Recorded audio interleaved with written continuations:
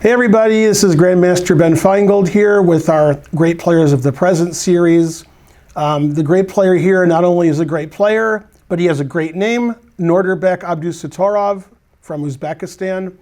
And this actually reminds me, because I've known Abdusattorov, I've known of him for many years, which we're going to actually discuss from his Wikipedia article. First, I want to thank Jacob for sponsoring the stream. If you want to sponsor a stream, contact Karen, and she'll explain the sponsoring situation to you. And you can sponsor a stream as well. We have a lot of sponsored streams coming up, so there'll be a lot of Monday lectures like this one. Nodirbek Abdusattorov was first known because of a tournament that actually I went to. Not only that, the tournament was actually 10 years ago, and there was a picture taken at that tournament by John Bartholomew of me holding a beer from Slovenia. Because it was in Slovenia. It was the World Youth Championship in Maribor, which is not one of the larger cities of Slovenia. Maybe it's fourth or fifth largest. And he won the World Under 8, and that was in 2012. And now he's, 10 years later, he's 18, and he's like number 30 in the world. So sometimes the people who do well in the World Youth and World Cadet are, in later years, becoming the best players in the world. And I was a coach for the U.S. team there, and I know that we won some medals in that event. Although I don't think anybody today is in the U.S. is as good as Abdusattorov from that particular event. Became qualified for the Grandmaster title. He got all of his norms at the age of 13 years, 1 month and 11 days. They count out the months and days now to see who the youngest is. So I guess right now he's probably like the 5th or 6th youngest ever, since they're becoming Grandmasters at 12 and 13 now. And he won the World Rapid Championship last year when he was only 17, the youngest person ever to do so. And he's won many tournaments, and he's beaten Magnus Carlsen before, which we'll see during the lecture. He's won lots of tournaments in Europe and Asia. He wins a lot of online tournaments, and currently, just in the last year or so, he's playing in all the Super GM online events where you see Magnus and Nakamura and Nepomniachtchi, Caruana, and those are the weak players. I mean, imagine if I told you the good players' names, then you'd really be impressed. Anyway, he's the best player in Uzbekistan, which actually has quite a few grandmasters and quite a few young grandmasters. So obviously, they did quite well at the Olympiad. I think they're the reigning Olympiad champions. So there you go. And he was obviously board 1. And I asked my stepson about half an hour ago, have you heard of Nodirbek Abdusattorov? And Archer said no. So if you're not really deeply following chess, you can miss some of the up-and-coming players. Most of them are from India, but we have one from Uzbekistan here. And he reminds me of the Indian guys in style, age, and rating. He's right up there with all the top guys like Iragasi and Sarin and Pragnanandha and let's see, Iragasi, Pragnanandha, Sarin, and I'm missing one. I know his name too. There's 4 of them. They're all 2,700 and they're all kids. I'm sure my live audience knows who I'm missing. Let's see, Iragasi, Pragnanandha, Sarin, and who's the 4th one? Oh, Gukesh. There you go. I figured it out. So whenever I think of those 4 young Indian superstar players who are all between 2670 and 2730, and they're all kids, I also think of Abdusattorov, same age, same rating, and he's playing in a lot of the same tournaments as they are. So, yeah, I wanted to look at some of his more recent games, because obviously games he played 5 or 10 years ago, he was even younger than he is now. So most of his most famous games and his greatest results happened in the last year or two. For example, in May of this year, he won an open tournament with a 2834 performance rating. They won the Chess Olympiad where his team won the gold medal. He won the individual silver medal on board 1, and his performance rating was over 2,800. So lots of great young players, and a lot of my lectures, I think, over the next year in players of the present will be talking about a lot of these teenagers. So Nodirbek Abdusattorov, don't forget that name because he might be top 10 in the world before this lecture gets to YouTube. These guys get good quickly. Okay, so hopefully the people who are watching live on Zoom, they can see the chessboard right now. Let's hope so anyway. Somebody in the chat said Gukesh, but I didn't read the chat. Terrible. Can somebody unmute themselves and verify they can see the board? Also, you can just scream if you're on YouTube 2 weeks later. We can see it. Can see the board. There we go. Okay, so I wanted to look at 3 different, one complete game. That was my favorite game. I'm the lecturer, so we get to look at my favorite game. And 2 positions from games where I thought the interesting part started there. Okay, so this is a game against Peter Michalik, who's a Czech grandmaster, and this tournament was played in Prague this year, several months ago, when Abdusattorov was only 26-61. Terrible. Okay, and Abdusattorov has white, and whether you're a grandmaster or a class player, I think it's pretty obvious white has a very nice position here. I could argue everything about white's position is better than everything about black's position. I could argue the minor piece is better, the queen is better, and the rook is better. However, you could argue with me about that. You could say, well, I don't think so. What you can argue with is this pawn on c6. Protected pass pawn on the 6th rank. There's no arguing that. And when I looked at this game, the complete game, I wasn't impressed with black's middle game play, letting white get this crushing pawn on c6. Now, as you all know, Anatoly Karpov was famous for saying you need to attack on 2 fronts. You can't just win because you have one advantage. Well, white's obvious advantage is he has a pass pawn on c6 that's protected. Unfortunately, that pawn's not going anywhere. That's blocked by a bishop, and we can't dislodge the bishop. However, you could also argue white's doing quite well on the king side. White has this pawn on h5. White has a queen on f5. White has more space. Black is very passive. All of black's pieces are on the 1st and 2nd rank, mainly the 1st rank. And so white could probably get an advantage on the king side, and already white is controlling the e-file, and black cannot challenge the e-file. If it was black's move, and black said, I can challenge the e-file, I don't care what Ben Finegold says, well, then you're hanging your d-pawn with check. The rook on d8 is very defensive in nature, defending this isolated pawn on d5. So white has the e-file, white has the pawn on c6, and white has more space on the king side, and the game actually ended pretty quickly because Abdusattorov took advantage of that. And if somebody asked me, Abdusattorov, what's his style? I think it's active, interesting play, and that's why it reminds me of the Indian teenagers. They all play pretty much the same. Very aggressive, calculate a lot, and get positions where it's not boring. And that's the difference, I think, between this generation and the generation of chess players between the ages of 26 and 36. A lot of their games are Petrovs and Berlins, and we get these stayed positions where it's hard to find a winning plan because a lot of pieces have been traded and it's pretty symmetrical. Today's younger players don't like those positions. They like positions like this. It's a bishop against a knight. The pawn structure is dissimilar. There's a passed pawn. There's fighting for an open file. And this is the kind of game the younger players today are quite strong.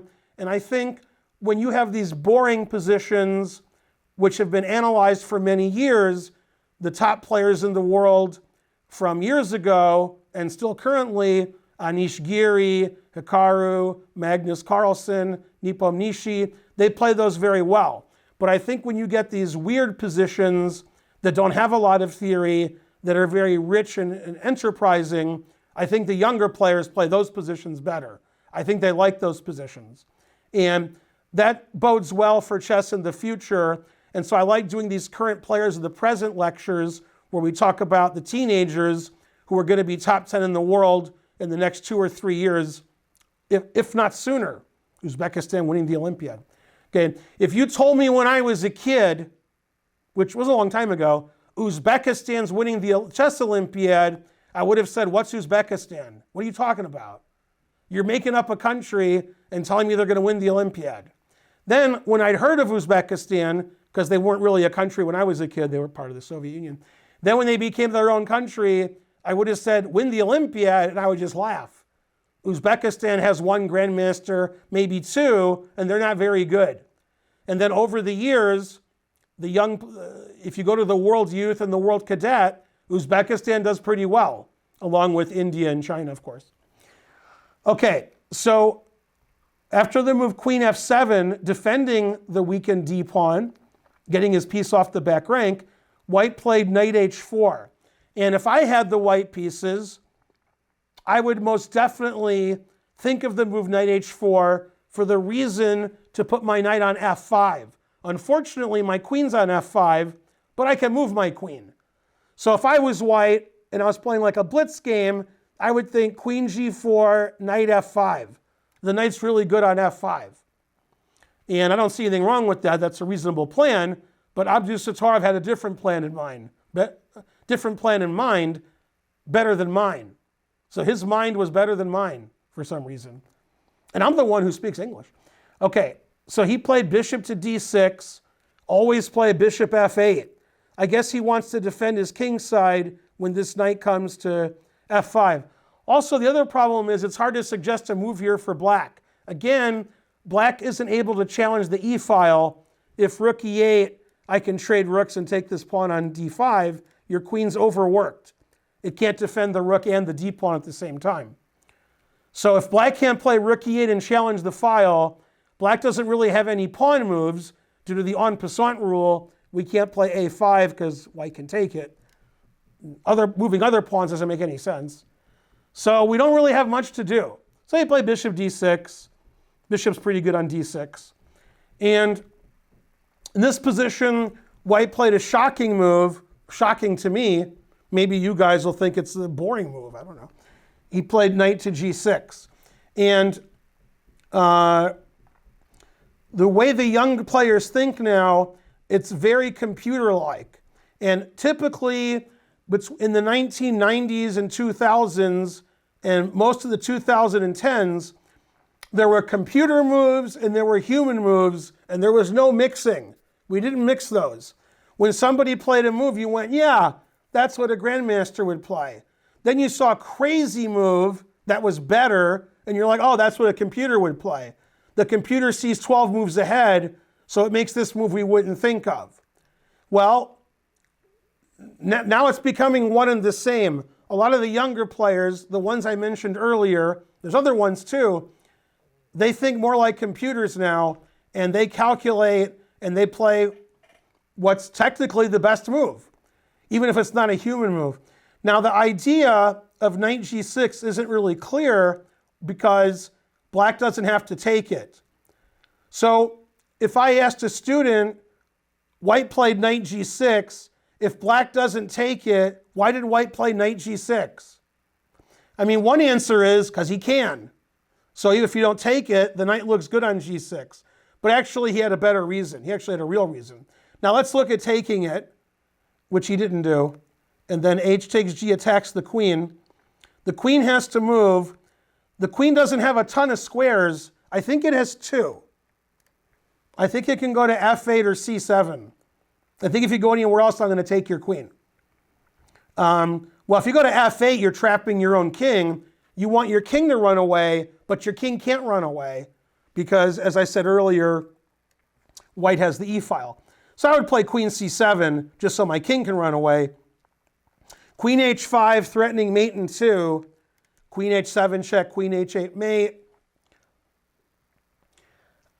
I guess we have to play bishop E5. I guess, because I don't see a way to stop mate otherwise. Otherwise, what I said is mate. And I'm guessing a lot of things win. Taking everything wins, although I'd probably just take on e5. But just to show you a pretty simple win is I check, black has one legal move, black has to defend his queen. At king e8, his queen's not defended because his bishop's pinned. That's a free queen. Okay, I might have better than that too. King here, and I assume this rook and pawn ending is incredibly winning because white has extra pawns all over the board. There's too many passed pawns and extra pawns. However, I think simpler than that is just to take the bishop. And then we can continue checkmating you and be up material. Seems like a good plan. Now I'm threatening queen h7, queen h8, and it just all falls apart. Okay, so he didn't take the knight. And if I was watching the game, if I was a spectator and I was walking around the tournament room, I would be like, yeah, you can't take that knight because your king gets in trouble, but I don't know why he played knight g6. I don't see what the threat is. Okay, well, I saw what the threat was next move because I know the game and you don't. So if I didn't know the game, maybe I wouldn't. So knight g6, you can't take it. It's very hard for black to make a move here.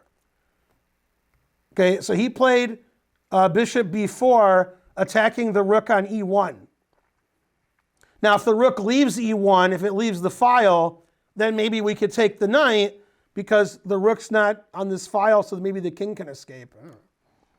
So bishop e4 attacking the rook, and game has a surprise ending. Knight e7 check, the points of knight g6. Okay, and all this does is, it's a, what's that called? I'm too high rated to know the names of tactics. Interference, yes. My rating went so low recently, I know the names of things. When I was higher rated, I never would have got that. This is an interference tactic. It's blocking the black queen from c7. So 2 moves ago, black was really controlling c7. Now black's not controlling c7. So if we take the knight, then we play c7. And then we play c8. Because our queen's defending c8. So if we take the knight, we lose. If we don't take the knight, c7 still wins. We're blocking the queen from c7. Obviously, black didn't see knight e7, or he wouldn't have played bishop before. On the other hand, if it was white's turn to move here, and white played knight g6 check, and black decided not to take the knight because c7's defended, well, now he's going to lose his d-pawn, and then white's going to have 2 passed pawns in the center. So bishop b4 was a good idea for black because black defended his d-pawn again. So it looks like black's defending everything, but knight e7 interferes with the queen going to c7, and there's no defense. And the last 4 moves of that game, it seemed to me white was just a computer. It didn't seem like a grandmaster was white. It seemed like that's the way the engine would win when it's completely winning. It doesn't mess around. It just plays the most accurate move that wins the quickest, and it sees this really nice idea, which is set up with a kingside maneuver, knight h4, knight g6, with the idea of knight e7 so the c-pawn can come through. Obviously, if black's bishop was staying on c7 to make sure this never happens, well, then you have to deal with knight e7 and rook e7, and you can't deal with everything. So you're going to lose anyway. But I'm assuming, like me, black didn't see knight e7 because that's the square that black is protecting twice. Again, it's a computer move more than a human move, but we see that a lot with players like Abdusattorov and the other young teenage players who were 2,700 FIDE. Okay, so the game ended, black resigned. Okay, and this is maybe Nodirbek's most famous game because he beat Magnus, and most of us don't beat Magnus too often. In fact, I've beaten Magnus the same number of times you guys have. Unless Abdusattorov is watching this lecture, then you beat him more than I did. But he's not watching the lecture, so we're good. Okay, so this position is a queen and pawn endgame, and this was played last year in a rapid tournament. And both sides have been playing for a win the whole time, but now it's clear, even though the engine says if both sides play perfectly, this is a draw, and actually this is a table-based position because there's 7 pieces or less, including the kings. There's exactly 7 pieces, right? 1, 2, 3, 4, 5. Yeah. Okay, so that means it's already been figured out. So if you have the table base, the 7-piece table base, it'll tell you every move that wins, loses, or draws already. In this position, if you're a human, which both players are, white has the advantage. In queen and pawn endings, the most important thing for winning is who has a passed pawn and how far is it advanced. In this position, everybody has a passed pawn, but h6 is the real passed pawn. This is the pawn that's going to queen. It's 2 squares away. The other pawns are too far away from queening. I mean, I could give black a pawn here, and a pawn here, and a pawn here, and I'm still saying that white's trying to win. I could give black a lot of pawns, but if black's not going to queen and white's going to queen, white's playing for the win. So in this position, even though black is up a pawn, it's playing for a win. Now, the reason it's a draw is, number one, the engine says so, but number two, in queen and pawn endgames, the main reason they're drawn a lot of the time is perpetual check. If you have a rook and pawn endgame and the guy's checking you with his rook, you can move your king towards his rook. And then he won't check you anymore because it's next to his rook. And if the guy has a bishop or a knight, he can check you once, maybe twice. Then your king gets out of the checks. In a queen and pawn endgame, they can check you from different directions, from far away, from close. And obviously, white's king doesn't have a lot of protection. White's king is no pawns next to it. So even though the position is a draw with correct play, it's much easier to have white. And let's not forget, this is the end of the game, so the players are exhausted. They've played 60, 70, 80 moves. They're getting tired, and they have very little time on their clock. So it's not like Magnus can think 7 minutes a move and play accurately. Magnus just has to guess like we do. He guesses better than we do, but still, if you trade queens, the white pawn is gonna promote. Okay, Magnus checked, and this game was actually pretty well played. He played f4. He wanted to get a passed pawn also.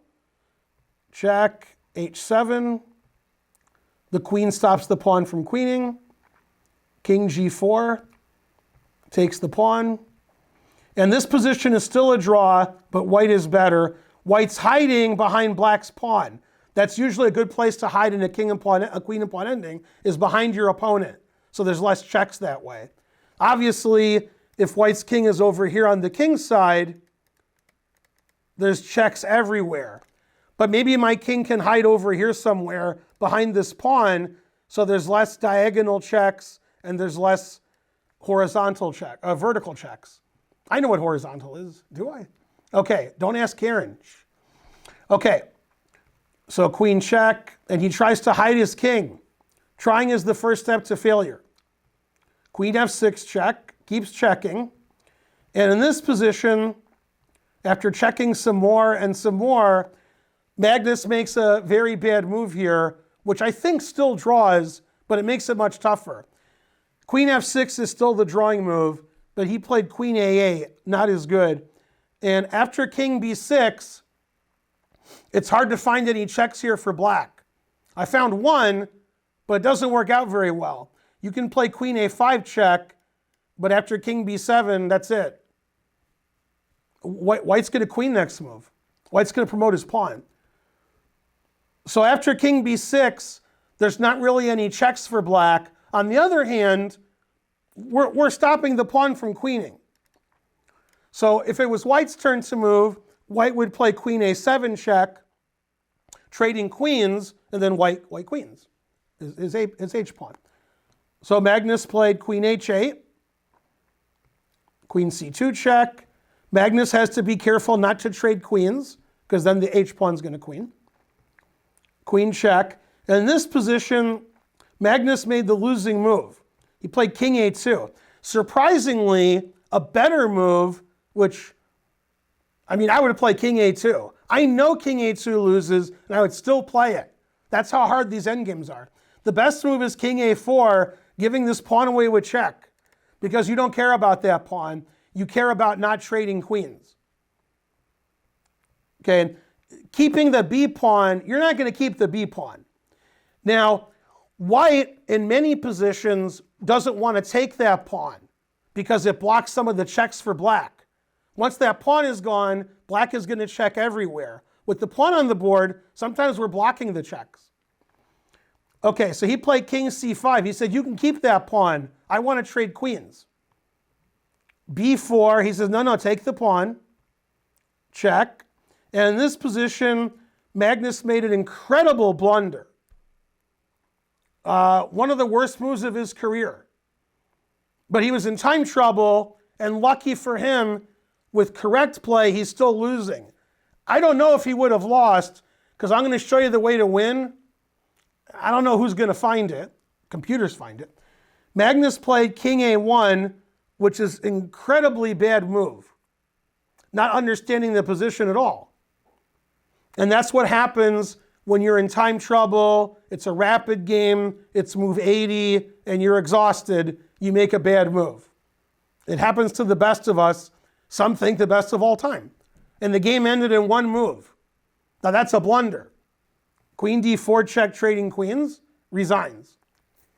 And as most of you know, this end game where black has a pawn on the 7th rank, but it's white's turn, if it's a b pawn or g pawn, these are easily winning.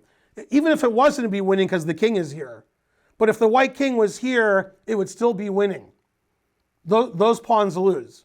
Some of the 7 pawns draw and some lose. This is one of the losing ones. This is an easy win because I mate you in 2 moves. So that's even easier. Okay, and I wrote down the correct line of play, and I'll try to explain it to you. I said I'll try, because it's very strange. The correct move is king b1 instead of king a1, letting him trade queens. Queen b4 check, king a2. And our goal is to not trade queens. Black doesn't want to trade queens. Okay, check. So he can't play king b2 because queen d4 check trades queens. So king b1. Queen e4 check. And he keeps staying on the white squares, so there's no queen trade. And now king c4 is the winning idea. The winning idea is to get the king over here so black can never check. It's a very strange winning idea. And in this position, if black plays the queen back to h8, now we're going to trade queens by force. Check, check, and then queen c3 check. Trades queens. And it's funny, if your queen's on h8, I trade queens. If your queen's not on h8, I can keep checking you until I defend h8 and I can queen myself. So h8 is a good square for the queen for black if you don't want white to queen, but it's a bad square for trading queens. So if this is the best move according to the engine, king b3. Then king e2 is the best move, which is very funny, getting the king out of the way. And there's no checks here. Black has no checks. What we're trying to do is get the queen to d4 or h3 or e5 or h4 with check so we can queen. And this is the engine line again. Check, check, check, and then we queen the pawn. Now, would Abdusattorov found a winning plan like that? Would Magnus have blundered again? I don't know. I mean, I think it's 50-50 if Magnus had played king b1 in this position, whether he would have lost or drawn. If it's a table base, if it's the engines playing, white just wins easily. White announces mate. But 2 humans playing in time trouble, I don't know. What I do know is king a1 is a pretty bad blunder for Magnus. Queen d4 check. It just shows you as you get tired and the game drags on and you have no time on your clock, everybody's human. This is an unfortunate advantage the engines always have over humans, is they won't get tired at the end. And even the best players in the world, after they've played a rapid or blitz game and it's late in the game, they miss something really simple like queen d4 check, which they would never miss in a slow game. So if this was a slow game and black had time on his clock, he would have played king b1, and the game would have gone another 40 or 50 moves probably. I don't know if he would have won or not. I don't know if he can find this idea of moving the king down the board. It's very strange. Moving the king all around the board, avoiding checks, trying to trade queens. And these endings are notoriously difficult for the defending side. When you don't have a perpetual check and you have to find the only moves, you can't see 20 moves ahead in every variation, especially at this time control. So Nodirbek won against Magnus in this drawn ending, and that's usually something you hear the other way around. You hear Magnus wins a drawn ending against some other super grandmaster. You don't hear super grandmaster wins endgame against Magnus that was drawn, especially when they're a teenager. And this was a year ago when he was 17. So a very impressive game from Abdusattorov. Squeezing and squeezing. Okay, and my favorite game we saved till the end. And Abdusattorov reminds me of Mamedyarov, not only in the way he plays, but with how cool his name is. Nodirbek Abdusattorov versus Shahryar Mamedyarov. And I've played both of them, and I lost the game on time writing their name on the score sheet. My flag fell. I couldn't write so fast. And I knew who Shahryar Mamedyarov was before he was a well-known chess player, when he was like an average grandmaster, because I thought his name was so cool. Then he actually became top 10 in the world. But that's neither here nor there. And Nodirbek is becoming top 10 in the world probably while he's still a teenager. So even better than Mamedyarov. And this game was played this year online, AIM Chess. And it was a rapid game, and it's just an incredible game. And there are some players from the older generation, 20s and 30s. That's the older generation. I'm the double older generation. I'm 20s and 30s. If you take 20s and 30s and put them together, that's me. And a lot of the players in their early 30s, like Mamedyarov, not so exciting. Lots of draws, lots of positional chess, lots of 25 moves of theory. But Mamedyarov's not like that. He plays like the younger generation, even though he's older. He still thinks he's a young man. And these kinds of games, the young players, the Indian players I mentioned, Abdusattorov, against the interesting older players like Mamedyarov, those are all like this. All those games are crazy. Okay, so he plays c3, which is a little unusual. I used to play this with white too, but a lot of times this leads to a boring kind of position. And I think Abdusattorov was goading Mamedyarov into doing something crazy, because Mamedyarov likes to spice it up. He likes double-edged chess. And I think Abdusattorov said, I'm going to play solid, you're going to go a little haywire, and you have black, that's not going to be good for you. So he played very solid with white, didn't try to get any advantage. And we have this position where it seems like blacks equalize. We sort of transpose into a London of sorts. And this position, which doesn't look very exciting yet, all of a sudden goes completely crazy. And I think this is the difference between the younger generation now and the younger generations of yesteryear, is these guys now are good at everything. They're good at boring, they're good at exciting, they're good at theory, they're good when it's not theory. They can beat Magnus Carlsen in a drawn endgame. These guys are good at everything. It's a different breed of player now. Good thing I retired. Okay, so Mamedyarov plays knight h5, wants to get the two bishops. He says, no, you can't have the two bishops.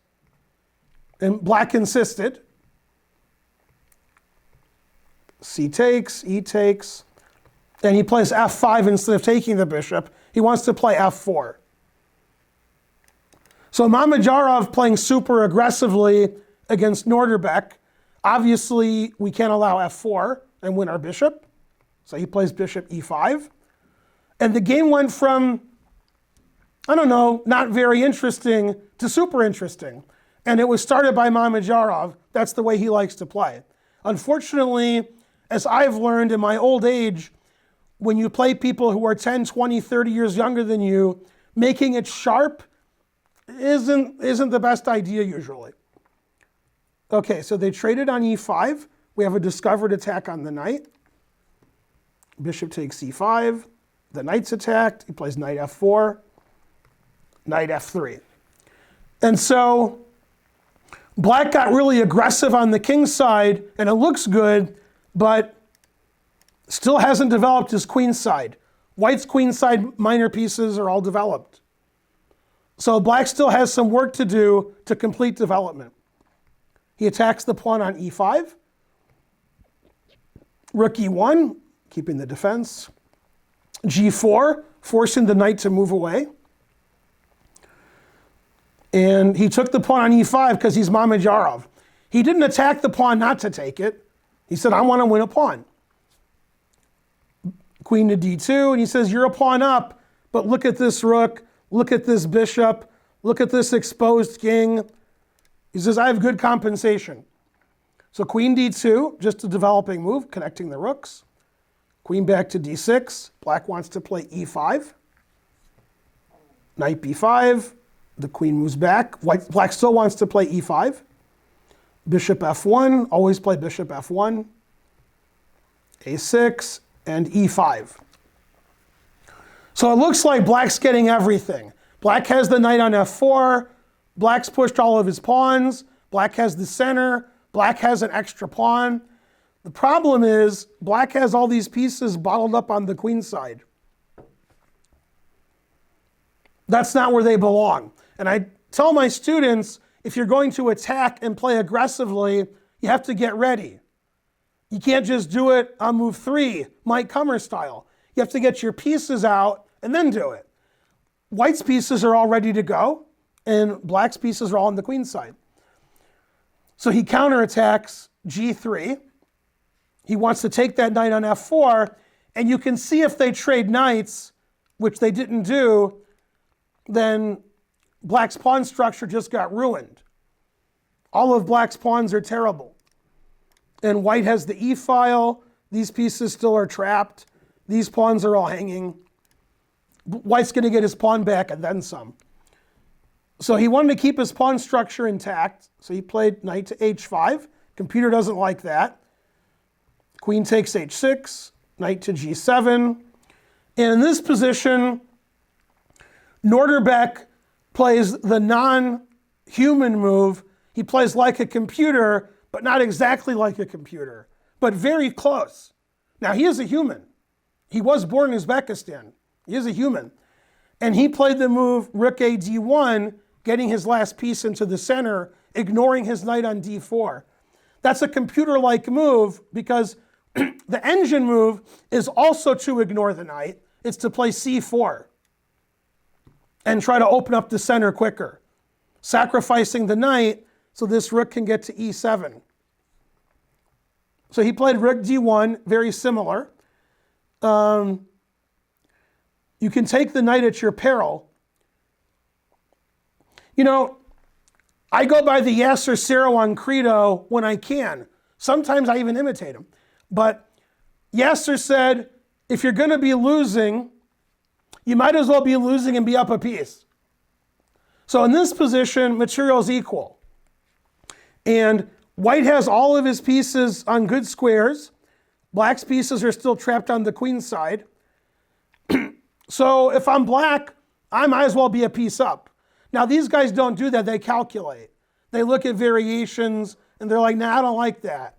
Okay, but I'm like, well, I'm gonna lose anyway, I might as well be a piece up. So he played queen c7, defending.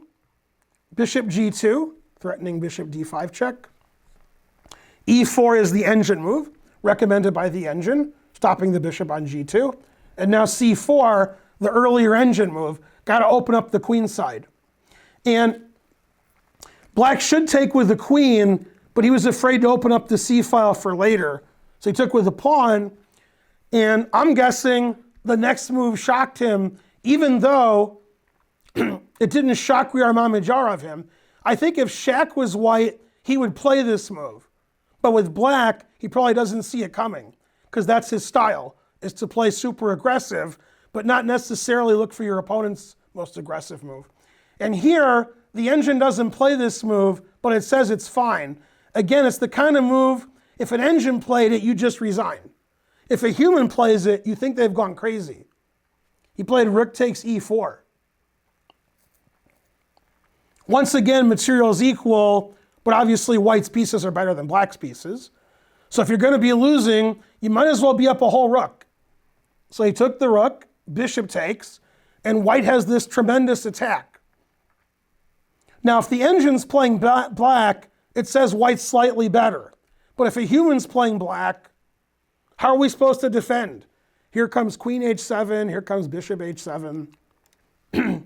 And once again, these pieces haven't moved yet, and black's made a lot of queen moves, a lot. It took black 6 or 7 moves to get his queen to c7. Okay, he played rook f7, which is a mistake. Bishop h7 is x-clam. Bishop g6 is x-clam. These are the best moves. Queen e5. And now, this is why I say the current crop of players, and today we're talking about Abdusattorov, play like computers. White played a computer move here that I can't even believe. I'm not saying I wouldn't play this move or think of it, but it's hard for me to believe that he saw this when he sacked a rook. I think when he sacked a rook, he just thought he had a really strong attack. And in this position, we really want our rook on e1. If our rook is on e1, then queen h8 is mate. Otherwise, the black king can escape. Well, we can't play rook e1 because the queen is defending e1. So if I was white, I would give up on that idea.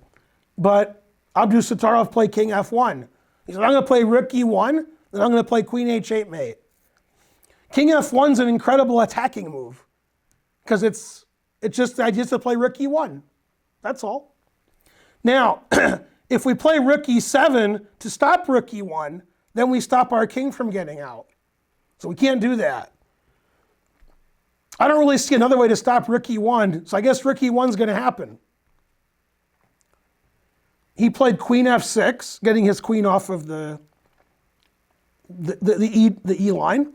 And now Abdusattorov found a brilliant tactic. Amazing. Very computer-like. If we find out in 10 years Abdusattorov was cheating all the time with engines, I'll apologize. But he wasn't, because he doesn't make all engine moves, just the good ones. Queen h8 check. And once again, a move nobody would consider. This is an engine move. A human wouldn't think of it. Knight c6 check. If you take with the pawn, queen d8 check, the rook and the queen have a battery, and queen d6 checkmate. Amazing.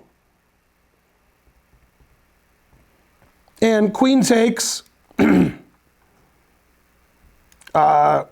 which he also didn't do. I figured this out. Why did I forget? Oh yeah, I'm sorry. Queen check and rook e1.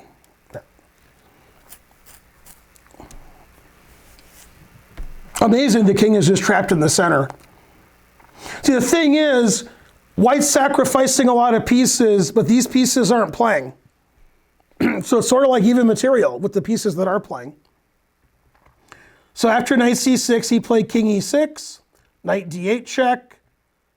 Now we're back to material equality. In fact, white's up a pawn. So black has to take the bishop because you can't be down material and have black here. I mean, you gotta be up material when you gotta have a whole stomach when the guy mates you. So he takes the bishop. Knight e5, an amazing move, getting the knight off of attack, threatening the queen, and here comes queen d8 check with quick mate. Queen f6, queen d8, and he resigned because if he plays king e6, rook d6 check wins the queen and leads to mate. It's winning the queen and mate. Oops. And you can play rook d4 mate. If you don't like that, you can play queen f4 mate. And if you're mean, you can just take the knight and be up a queen. If you want to be mean. Nobody wants to be mean here. So after queen d8 check, Mamedyarov resigned. You'll notice he never moved these pieces. And this very much looks like a game played in the 19th century. white's sacking pieces, black's moving his king around, and black's not moving these pieces. And when Morphy did that, people said his opponents were terrible. Well, Abdusattorov just did it against Mamedyarov. Mamedyarov's not terrible. Mamedyarov has beaten Magnus on more than one occasion. Mamedyarov's pretty good. He was top 5 in the world. So he doesn't look good this game, and that's what the young players do to you. Sometimes they make you look bad. And Abdusattorov doesn't play for a draw when he's black, and play for a draw when he's paired up, and then play for a win when he's white paired down. That's the old way of doing it. Abdusattorov plays for complicated positions and then outplays his opponent. And he's really good at it. And that's why he went from the world under-8 champion to the best 18-year-old in the world, maybe. The Indian guys would have something to say about that. They're all about the same. All the 17, 18, 19-year-olds who are 2,700 FIDE, they're all pretty good. And it's great that I can lecture on them, because when I was 18, if you looked at my best games, it was slim pickings.